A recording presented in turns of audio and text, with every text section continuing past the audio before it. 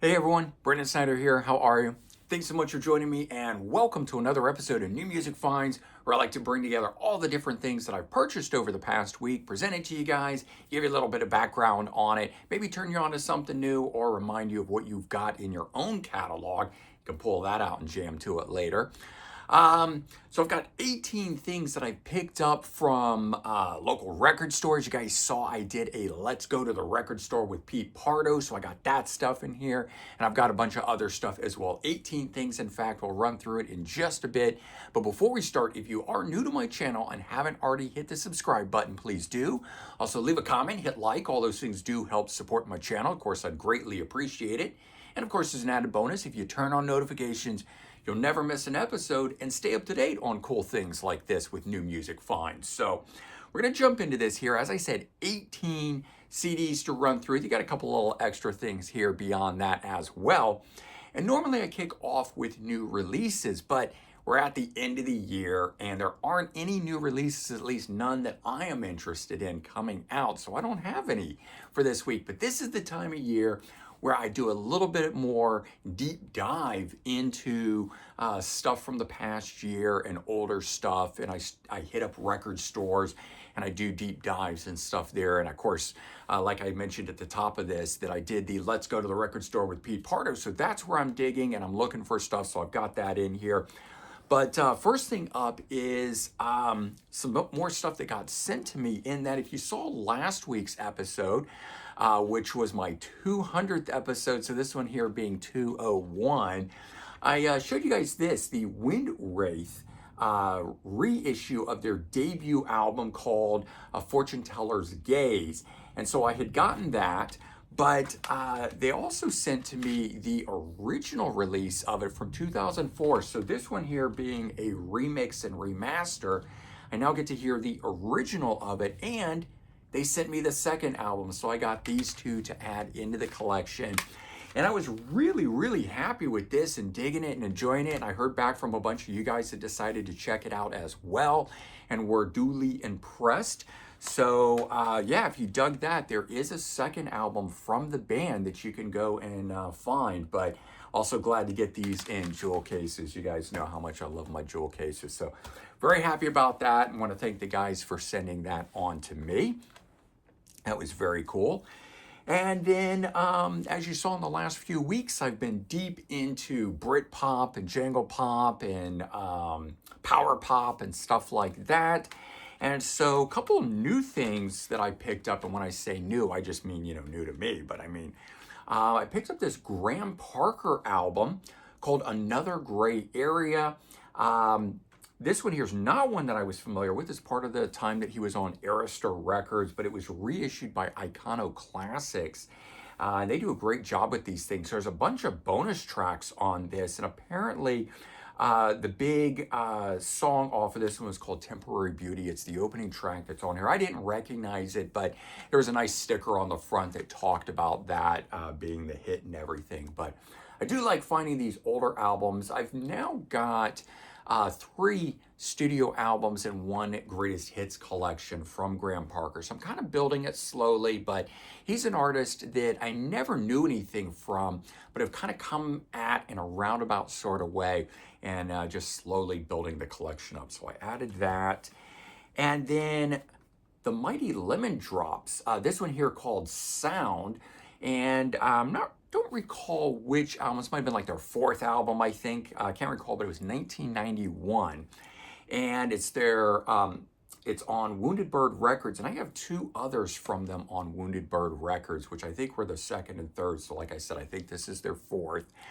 And again, another band that I didn't really know anything about, but I know Wounded Bird. I pretty much follow anything that label is putting out. So years ago, I had picked those up, and I've always enjoyed them. And when trying to dig up some more Jangle Pop style stuff, I pulled out their other releases and then found out this one here was available. So I added it. And like the Graham Parker, there's a bunch of bonus stuff on this. And Wounded Bird doesn't usually do bonus material. So kind of cool that not only am I getting the album itself, but I'm getting some bonus stuff. And it's coming from Wounded Bird, which is a label I like. And they're just a straight reissue label, nothing usually special or bonus about it. But I do like the albums that they put out. They usually choose really good stuff that I enjoy. Okay, and then hitting up my local record store, Sound Exchange, and staying on that alternative rock, as I sort of call it, wave of things. I picked up the Stone Roses, the complete Stone Roses. And this was made up of early singles and things, as well as tracks from their debut album before they put out a second album. The name Complete Stone Roses, I guess, was at that time, it was complete, meaning covering all of their stuff, but it is a little misleading because you think it's going to have stuff from the second album as well, and it doesn't. That was a different label, so that stuff doesn't appear on here, though they both came out the same year, 1995. So that came out probably first, I would assume, but the second album, I think, came out on Geffen. This was Silvertone, and that was their debut label. Delamitri, Twisted, and the song Roll to Me, which was on here that I knew from the band, so I decided to venture in and check them out. And I know they've got a whole catalog worth of other stuff that I can check out in due time, but thought I'd start with this and give it a go. And I have to say, the album as a whole, I like it all the way through. It sounds really good. It's sort of like when I showed you guys last week. I picked up the Verve Pipe, and I only knew the song The Freshman, which is a slower ballad type song, but the rest of the alternative rock that was on there was rocking and was real good. This here, kind of the same thing. I knew the one song off of it, but the rest of the album turned out to be great. I think both of those albums, this one here, Delamitri and the Verve Pipe, were just bands that came a little too late, post 95, basically anything 95 and on for me. I was already out of high school. I was in college. My experiences were different, and I wasn't really following what was dropping brand new. I was still continuing to explore the bands that I had grown up on. So a lot of this stuff kind of ran under the radar for me. I may have known it because the song was on MTV or was kind of ubiquitous on radio, but I wasn't really venturing into that new stuff very much. So it's given me something new to track down in these later years. Oasis is one of those bands that I never got into back in the day. And then all of a sudden I gave them a real shot and sat down and listened to them, and they really grew on me. And there's a lot of other 90s era bands, especially that whole Brit pop era that I did not like back in the day, I actually really enjoy now. And I don't know if it's just my musical tastes have changed, or if I can now sort of let go the fact that that stuff was replacing my glam metal. And so I sort of shunned a lot of the stuff that was replacing my favorite stuff and didn't want to be a part of that. But the music was actually pretty darn good. And so I'm exploring some of that stuff now. I'd been on a Smiths kick for the jangle pop thing, and I picked up their debut album, the self-titled, and Meat is Murder. What I found with both of these are, though, that they're really not in the style of the singles that were released. I have a greatest hits, a best of that collects together both single A-sides, ones that didn't make albums, as well as tracks from the albums. And I actually found that I really liked a lot of those single A-sides, and the stuff that were actually on the albums, not so much, which was kind of a weird thing to realize and figure out, that for some reason, those single A-sides were just the things that I really dug. And so while I've been fleshing out, I now own all 4 studio albums from the Smiths. These two I really couldn't get into the way that I had hoped that I would, although they're going to go in the collection because I do like the 2 later era albums from the Smiths, the last 2, third and fourth. And I'm sure at some point I will come back to this and it'll be perfect and it'll work out. I was also kind of right at the tail end of being very much into the jangle pop, Brit pop, sounding stuff, the power pop things that I was going after. And you're going to see that the next place that I hit up, how it changed it. But before I get into that, the last thing I picked up was a Johnny Marr solo album, but a best of album from his solo years. And the stuff that's on here, really, really good. Very different. Still in that sort of jangly pop sound style stuff, but a little more electronic, a little more I don't know, don't want to call it synthesized, but keyboard laden sound in the Smiths, but very good along those lines. What I liked at least about the Smiths. So I found that I really liked the Johnny Marr, and sorry if I didn't say it, he's the guitar player from the Smiths for those of you that don't know.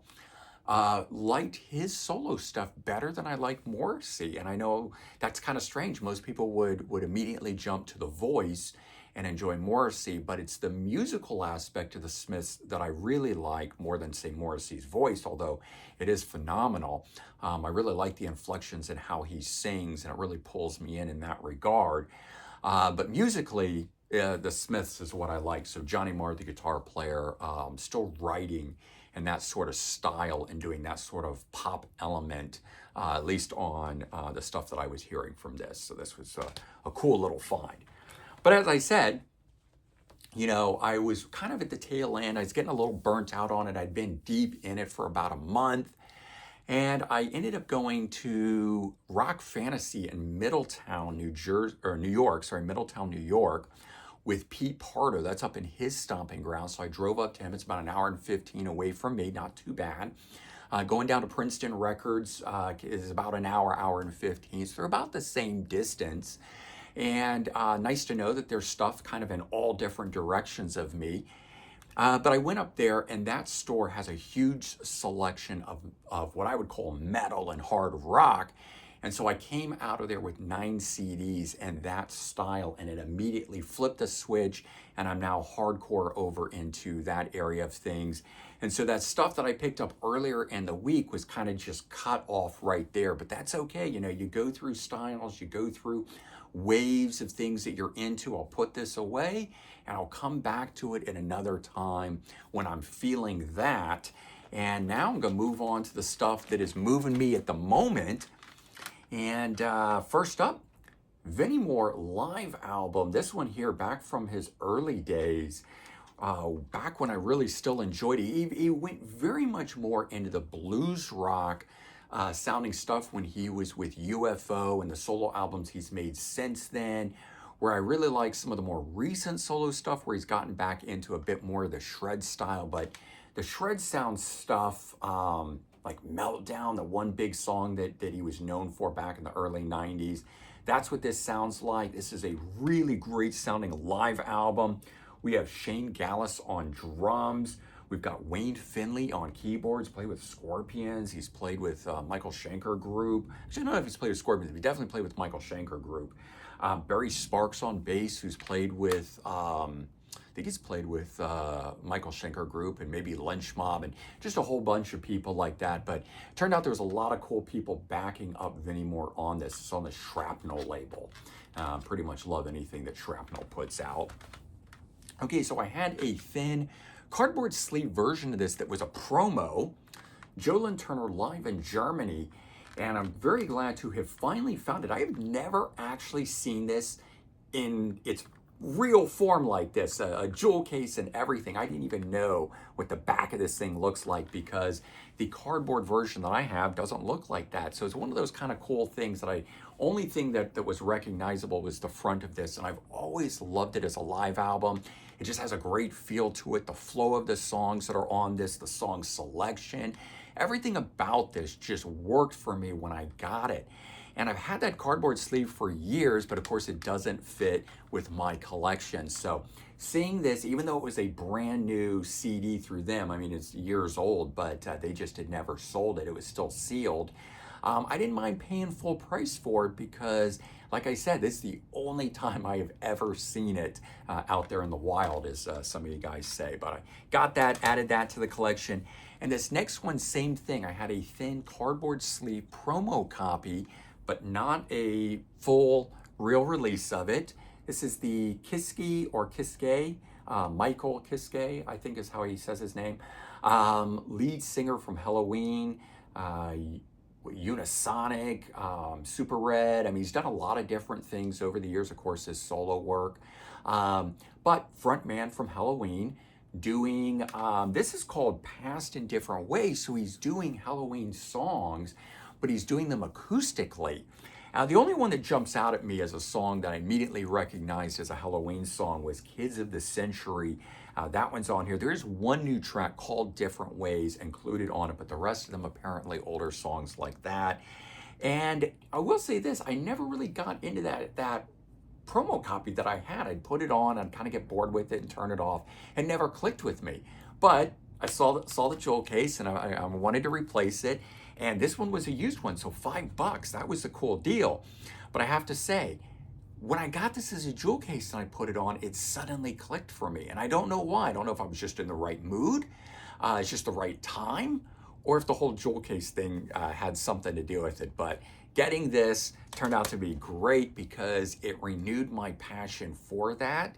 And now I'm really enjoying that album, and it's put me on a whole Halloween kick. And I've pulled out the Kiski Somerville release that he did with Amanda Somerville. If you've never checked out that album, those two vocalists together are so good. They do more of a melodic rock, AOR sounding style singing, a little bit of power metal stuff in there, but very good. And this is along those lines, albeit acoustic. But if you like that style of singing that he has done, this is continuing along with that. So I got that. And then I know it sounds like I do a lot of replacement stuff, but that was the first few things that were up here. Beyond Fear, which features Tim Ripper Owens. It was the first thing he did after leaving Judas Priest. This was his band. I don't know which guy it is in here, but he brought his guitar player along. I think this band existed before he got signed, and they were finally making their own album of original material. And it's phenomenal. It's one of the best things that he ever did, despite the kind of cheesy logo, name, and album cover that's there. This stuff shreds. And if you liked the two albums that Tim Ripper Owens made with Priest, then you're going to love this, because this is right along the lines of Painkiller. It is that screaming, shredding style of metal.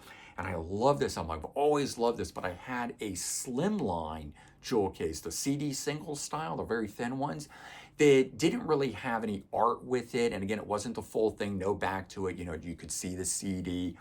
And so same thing, I wanted a jewel case copy. And while I have seen this in recent years, most specifically at Sound Exchange, new copy, would have had to pay full price, got it for $5 as a used copy. So very excited about that, to add it to the collection at only $5. And again, same sort of thing, we're putting this on, it just, I don't know, sounded better to me. I think it's the jewel case, it's the nostalgia, it's holding it in the hands, it's making that completion in the collection, but all that sort of stuff. So these three things right off the bat, I was listening to a lot and really enjoying them. And then I did pick up some stuff that I didn't have. I found this Japanese best of for Glenn Hughes. And typical to Japanese, or at least sometimes the English is a little off. This is God of Voice. Doesn't really flow the way you might think it should, but it's a best of Glenn Hughes. And it covers his later era stuff, but it covers the stuff that I really like when he got back into the rock sounding stuff that he was doing. We've got some live stuff on here, which was a great Shrapnel era release. In fact, I think most of the things, if not all of the ones on here, are Shrapnel related releases. But again, it's Japanese, it's on the Zero label. So despite the fact that it doesn't have very good album art, it's kind of very cheap and simple. And I normally would just pass this by. When I flipped it over and I saw that this is an official thing, came out in Japan, it's on the Zero label, I immediately decided to go ahead and pick this up. That was a $5 CD as well. Alvin Lee, Detroit Diesel. At the time when I was picking this up, when Pete Pardo handed me this, because apparently he likes Alvin Lee, and I don't remember if it was my video or his video where he talked about a whole collection of Alvin Lee being there. I have a bunch of his stuff and really enjoy it, but I definitely like the more hard rock side of Alvin Lee than the blues rock side.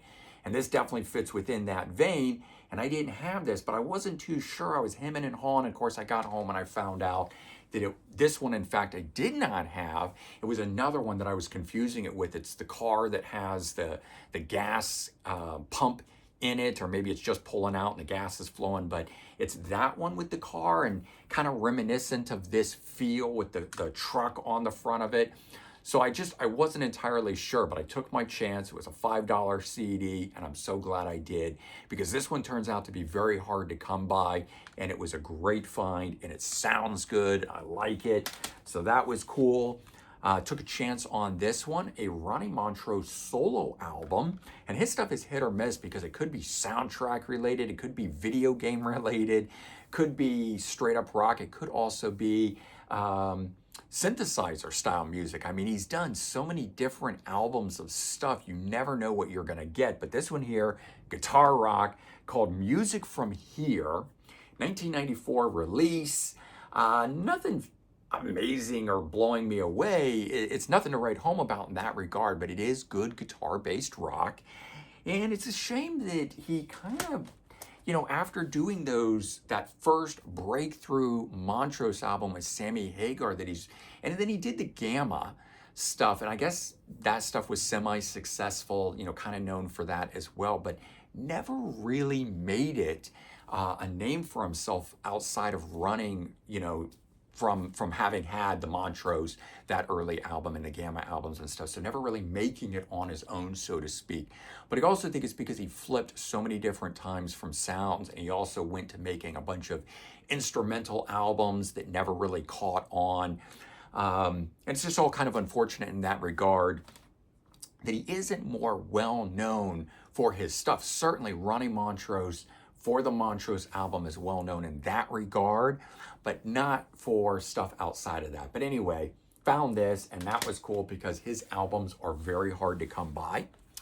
And here's one that I took a complete chance on. I did check it out with my headphones while I was in the store.